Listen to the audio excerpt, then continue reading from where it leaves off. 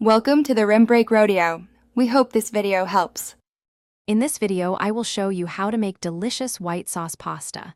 We'll start by gathering all the necessary ingredients, including your favorite pasta, milk, butter, and flour. Don't forget the seasonings like salt, pepper, and garlic, which are crucial for a flavorful dish. A touch of cheese can elevate the creaminess and taste, making it truly special. Next, let's get your pasta ready. Bring a large pot of water to a rolling boil, adding a generous pinch of salt to season the pasta from within.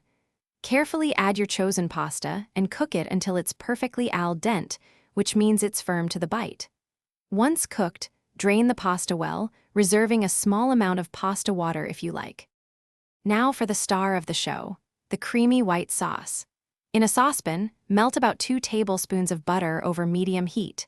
Once melted, whisk in 2 tablespoons of all-purpose flour to create a roux. Cook this mixture for about 1 minute until it's lightly golden. Then, slowly pour in 2 cups of milk, whisking continuously to prevent any lumps from forming. Continue to simmer the sauce, stirring occasionally until it reaches your desired thickness.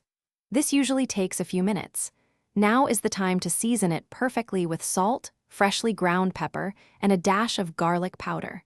Finally, add your cooked pasta directly into the sauce.